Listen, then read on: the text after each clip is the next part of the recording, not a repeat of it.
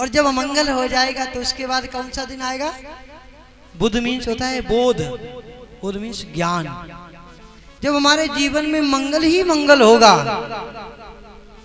तो हम परमात्मा का ज्ञान कर लेंगे। जब मंगल होगा तो परमात्मा का सत्संग करेंगे।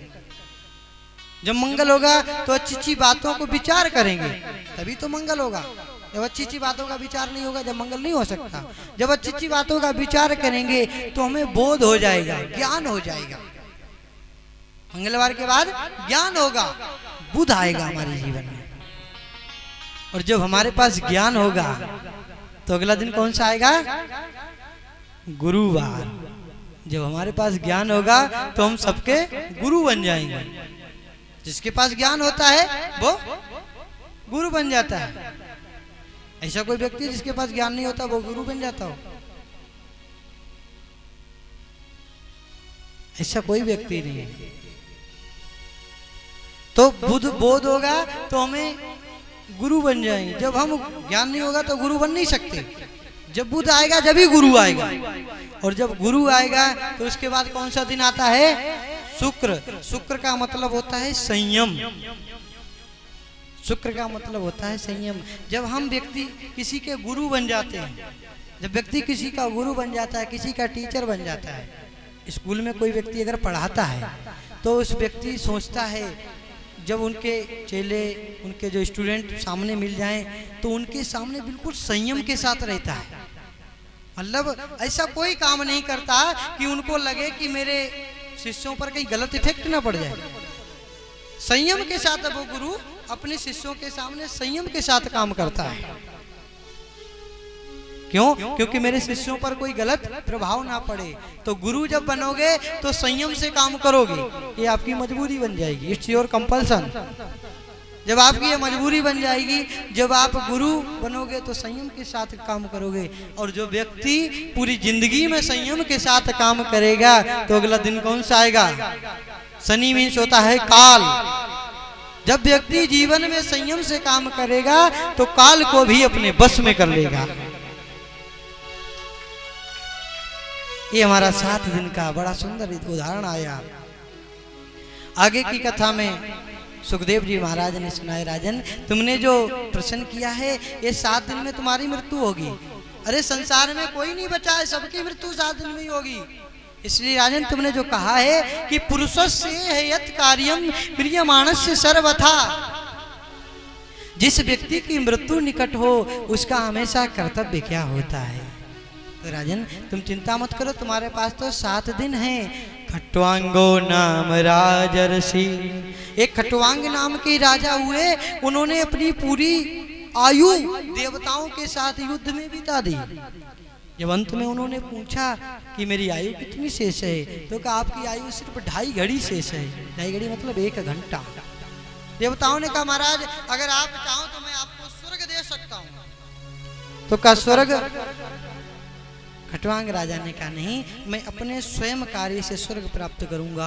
2.5 घड़ी ही जल में तपस्या लगा दी, तपस्या की और 2.5 घड़ी में ही परमात्मा को प्राप्त कर लिया। मानो राजा ने पूछा हो कि महाराज उस समय त्रेता युग था, अब ये कलयुग है, तो कलयुग में 2.5 घड़ी में तो पॉसिबल नहीं है, संभव नहीं है। तो कलयुग में क्या करना चाहिए? तो सुखदेव जी महाराज कहते हैं कि राजन तुम्हारे लिए मेरे पास बड़ा सुंदर उपदेश है कि इदं भागवतं नाम पुराणं ब्रह्म संहितं, ब्रह्म संहिता पुराणों में श्रेष्ठ भागवत महापुराण, इसका आपको मैं उपदेश करूंगा। और राजन जल्दी मरने वाले व्यक्ति को तो एक ही कार्य करना चाहिए। क्यों? क्या कार्य करना चाहिए? कि श्वास श्वास पर कृष्ण भजी, वृथा श्वास जन खो, ना जाने या श्वास की अवन हो न हो। हर परिस्थिति में परमात्मा का भजन करना चाहिए। प्रत्येक प्राणी को प्रातः जल्दी उठे और जल्दी उठकर माता पृथ्वी को प्रणाम करना चाहिए। अरे माता पृथ्वी, मैं अपने कार्य करने के लिए तुम्हारे ऊपर पैर रख रहा हूँ, मुझे क्षमा करें, परिश्रम के लिए पैर रख रहा हूँ। अपने दोनों हाथों, संतों ने कितनी बड़ी परंपरा बनाई, दोनों हाथ आगे करके मंत्र बोलना चाहिए कि कराग्रे वसते लक्ष्मी कर मध्य सरस्वती कर मूले तु गोविंदा प्रभाते कर दर्शन। कितनी सुंदर परंपरा बनाई संतों ने। कराग्रे वसते लक्ष्मी करके हाथ के अग्रभाव में लक्ष्मी जी का निवास होता है। कर मध्य सरस्वती, मध्य में सरस्वती जी का निवास होता है। मध्य में सरस्वती जी का भाव से प्रणाम करें, लक्ष्मी जी को प्रणाम करें, मूल में नारायण गोविंद को प्रणाम करें। सुंदर संतों ने परिस्थिति बनाई है, लेकिन आजकल जो परिस्थिति उसको बिगाड़ दिया। पहले प्रभाते कर दर्शन में परिस्थिति थी, लेकिन आजकल की परिस्थिति क्या बन गई। आजकल भाई साहब बेड में लेटे हुए हैं, और जब बेड में लेटे हुए हैं रजाई को ढक रखा है, रजाई को ढक रखा है। धर्मपत्नी जी ने कहा उठो सुबह हो गई। भाई साहब कहते हैं चाय बन गई क्या? अगर चाय बन गई हो तो उठूं।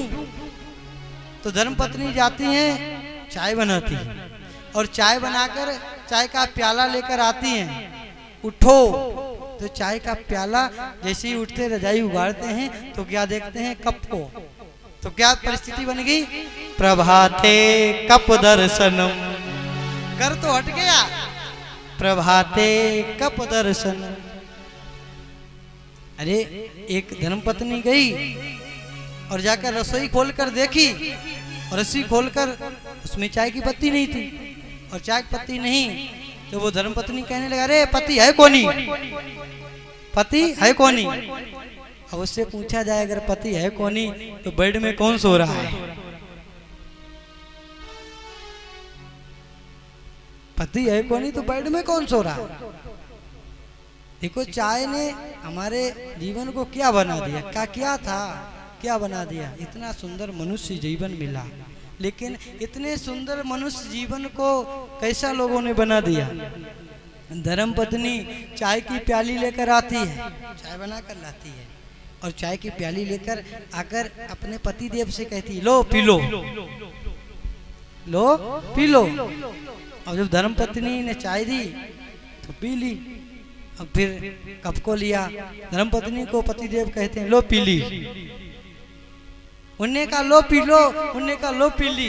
बताओ कितना सुंदर मनुष्य जन्म मिला, लेकिन ये आपस में पिल्ला पिल्ली कह रहे हैं। बोलो राधे राधे। धर्मपत्नी तो पति से कह रही है लो पिल्लो, पिल्लो पिल्लो किसे कहा जाता है? कुत्ते के बच्चों को। तो धर्मपत्नी तो कह रही है पतिदेव से लो पिल्लो, और पतिदेव कह रहे हैं पत्नी से लो पिल्ली। इतना अच्छा मनुष्य जन्म था, इस चाय के चक्कर में सब बर्बाद कर दिया। बोलो राधे राधे। जब अंग्रेज हमारे देश में आए तो उन्होंने देखा अरे इस देश में ये मनुष्य कितने शक्तिशाली हैं, यहाँ की जमीन कितनी शक्तिशाली है। अगर इन दोनों चीजों को कमजोर कर दिया जाए तो भारत पर कब्जा कर सकते हैं। तो जमीन को कमजोर करने के लिए यूरिया खाद लेकर आई, और मनुष्य को कमजोर करने के लिए चाय लेकर आए। व्यक्ति ऑफिस में बैठा है, अगर उससे चाय नहीं मिलता है तो सिर पकड़ कर बैठ जाता है, मानो ये तो अब जाने ही वाले हैं। ऐसा मुख उदास हो जाता है, किस लिए? सिर्फ चाय के चक्कर में। बोलो राधे राधे। ऐसा चाय ने चाय चाय, चारों तरफ चाय चाय, जिस जाओ जहां जाओ चाय चाय। ट्रेन में चढ़ो तो चाय चाय, जहां सुबह सुबह उठो तो चाय चाय, चाय चाय। परमात्मा का नाम लेना लोग भूल गए, चाय को ही सिर्फ याद करते हैं। चाय पियो, चाय पियो। सुखदेव जी महाराज बड़ा सुंदर उपदेश कर रहे हैं राजा परीक्षित को कि प्रातः काल उठें व्यक्ति और परमात्मा को प्रार्थना करें, प्रातः पृथ्वी को प्रार्थना करें। और जितने भी व्यक्ति हैं, सब व्यक्तियों को जिंदगी में जितने भी काम करे उन व्यक्तियों को सोच समझ कर करना चाहिए। जो कोई भी काम करे सोच समझ कर इसका परिणाम क्या होगा, इन बातों को सोचना चाहिए। ऐसे नहीं सोचना चाहिए। एक व्यक्ति ने एक भैंस को पाला, और भैंस ऐसी थी जिसके भैंस के सींग दोनों थे मुड़े हुए। भैंस के सींग मुड़े हुए वो व्यक्ति भैंस को पाल लिया और जैसे ही जाकर भैंस को चारा डालता या पानी पिलाता तो मन में सोचता, अगर मैं भैंस की सींगों के अंदर अपना सिर डालूं तो अंदर जाएगा या नहीं जाएगा। जैसे ही चारा डालता, पानी पिलाता, ये सोचता कि भैंस के सींगों के अंदर अपना सिर डालूं तो अंदर जाएगा या नहीं जाएगा। सोचते सोचते बहुत समय व्यतीत हो गया, 6 महीना बीत गया। जब 6 महीना व्यक्ति को बीत गया, एक दिन पानी पिलाने गया भैंस को और जैसे ही भैंस बाल्टी में मुंह डाला, पानी पीने लगी। आज उसने मन में विचार किया, सोचना कि आज डाल के ही देख लो। आज उस व्यक्ति ने जैसे ही सिर भैंस के सींग में डाला तो सींग के अंदर भैंस के सिर फंस गया और जब सिर फंसा भैंस बिलक गई और जब भैंस बिलकी अब भैंस भागी। अब सींग में फंसा हुआ वो व्यक्ति चिल्ला रहा है, बचाओ बचाओ बचाओ।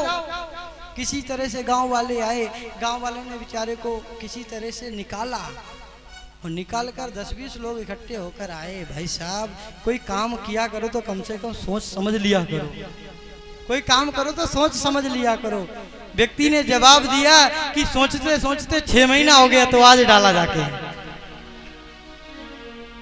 तो ऐसी सोच नहीं होनी चाहिए, पॉजिटिव सोच होनी चाहिए, अच्छी सोच होनी चाहिए। सुखदेव जी महाराज कहते हैं हर व्यक्ति को जो कार्य करे सब सोच समझ कर करना चाहिए।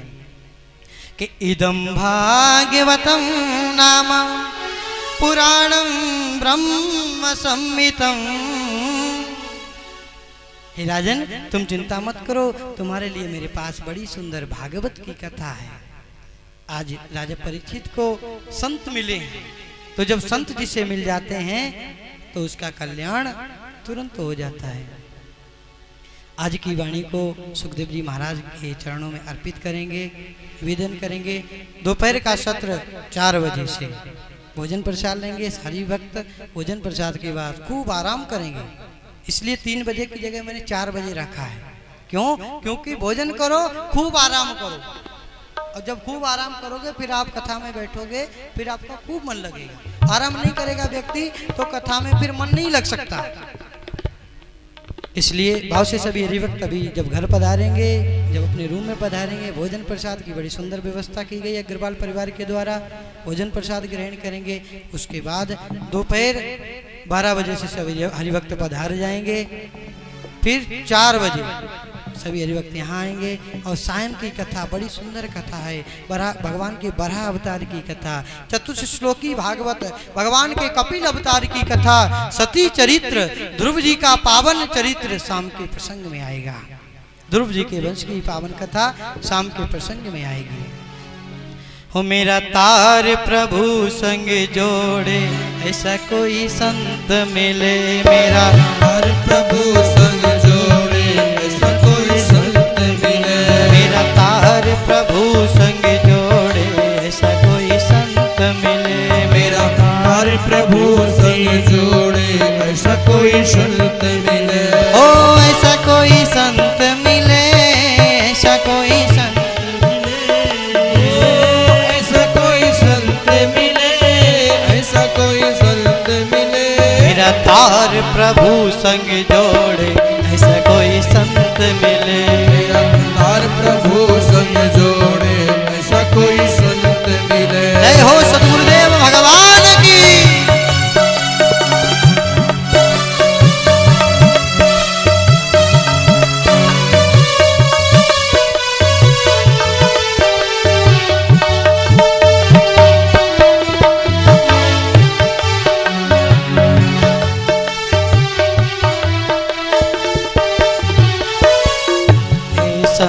दरस के बड़े महात्म संत, दरस के बड़े महात्म, दुर्लभ जग में संत समागम, दुर्लभ जग में संत समागम। संत दरस के बड़े महात्म, संत दरस के बड़े महात्म, दुर्लभ जग में संत समागम, दुर्लभ जग में संत समागम। सुरत पकड़ जग झोरे, ऐसा कोई संत मिले। मेरी सुरत मिले जग छोरे, ऐसा कोई संत मिले। मेरा तार प्रभु संग जोड़े, ऐसा कोई संत मिले।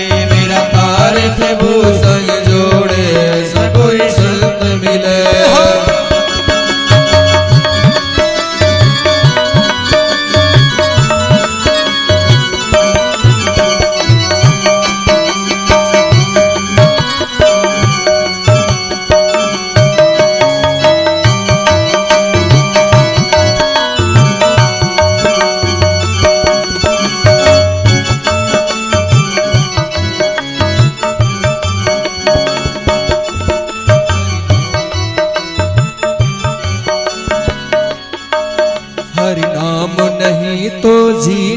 क्या, हरि नाम नहीं तो जीना क्या, हरि नाम नहीं तो जीना क्या, हरि नाम नहीं तो जीना क्या।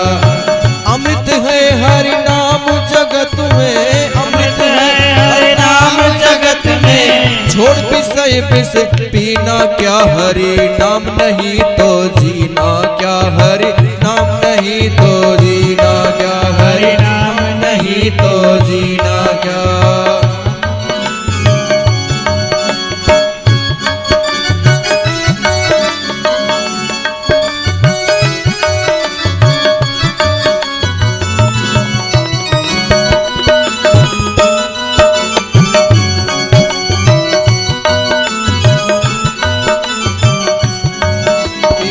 काहे मनवा जग में भटके, काहे मनवा जग में भटके, मोह माह माया में अटके, मोह लोभ माया में, काहे मनवा जग में भटके,